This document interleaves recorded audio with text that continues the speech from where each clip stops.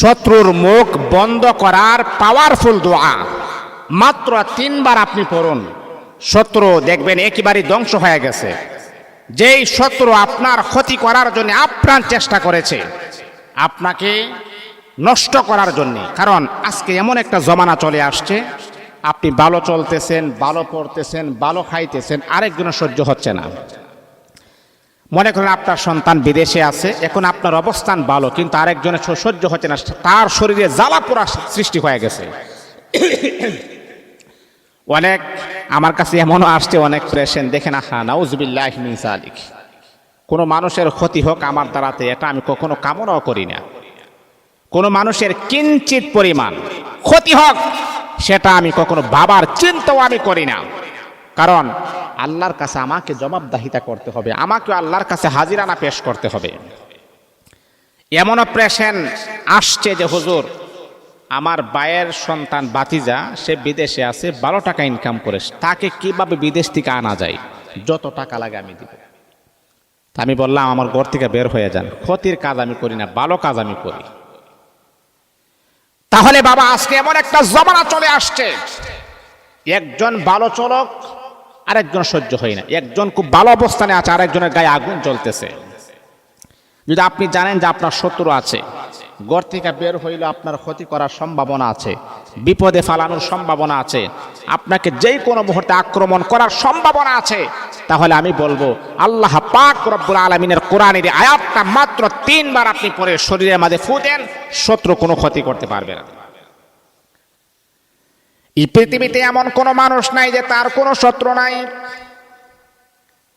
বিশ্বনবী মুহাম্মদুর রাসূলুল্লাহ সাল্লাল্লাহু আলাইহি ওয়াসাল্লাম, আল্লাহর পরে যার সম্মান, আল্লাহর পরে যার মর্যাদা, আমার নবী জীবনে কোনোদিন কাহারও ক্ষতি করে নাই, আমার নবী জীবনে কোনোদিন কাউকে গালি দেয় নাই।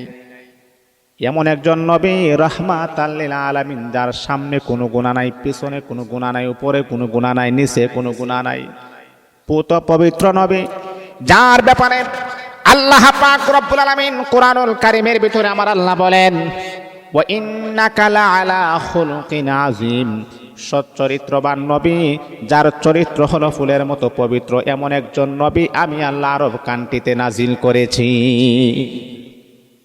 যার নাম হলো মুহাম্মদুর রাসূলুল্লাহ সাল্লাল্লাহু আলাইহি ওয়াসাল্লাম, একজন পুত পবিত্র নবী, যার ব্যাপারে আল্লাহ কোরআনের আয়াত নাজিল করেছেন। সেই নবীর শত্রুর কোনো অভাব ছিল না, সেই নবীকে আক্রমণ করার পায়তারা করেছেন, চেষ্টা করেছেন। এখন আমার প্রশ্ন হচ্ছে, নবীর যদি এইরকম শত্রু থাকে, তাহলে আমাদের কি পরিমাণ শত্রু থাকা দরকার? এই জন্য বাবা, প্রত্যেকটা মানুষের শত্রু আছে। যখন আপনি ঘর থেকে বের হবেন, তখন কোরআনের আয়াতটা আপনি 3 বার আপনি পড়বেন, অথবা নামাজের পর আপনি 3 বার পড়বেন। রব্বানা তুমিস আলা আমওয়ালিহিম ওয়াশদুদ আলা কুলুবিহিম ফালা ইউমিনু হাত্তা ইয়ারাফুল আযাবাল আলীম। একবার রব্বানা তুমিস আলা আমওয়ালিহিম ওয়াশদুদ আলা কুলুবিহিম ফালা ইউমিনু হাত্তা ইয়ারাফুল আযাবাল আলীম। 2 বার এমন করে করে আপনি 3 বার পড়বেন। 3 বার পড়ার পর নিজের বুকে ফু দিবেন। তারপর আরেকটা দোয়া আছে, বিসমিল্লাহিল্লাযী লা ইয়াদুররু মা'a ইসমিহি শাইউন ফিল আরদি ওয়ালা ফিস সামাই ওয়া হুয়াস সামিউল আলিম। এই দোয়াটা আপনি 3 বার পড়বেন, শরীরের মধ্যে ফু দিবেন, সকাল সন্ধ্যা ফু দিবেন ইনশাআল্লাহ। মনে করুন ফজরের নামাজের পর 3 বার পড়লেন, আবার আসরের নামাজের পর 3 বার পড়লেন, ইনশাআল্লাহ সারা দিনের ভিতরে যত প্রকারের শত্রু দামি আছে, আমার আল্লাহ কুদরতিভাবে আপনাকে হেফাজত করবেন, আল্লাহ আপনার জিম্মাদারি গ্রহণ করে নেবেন।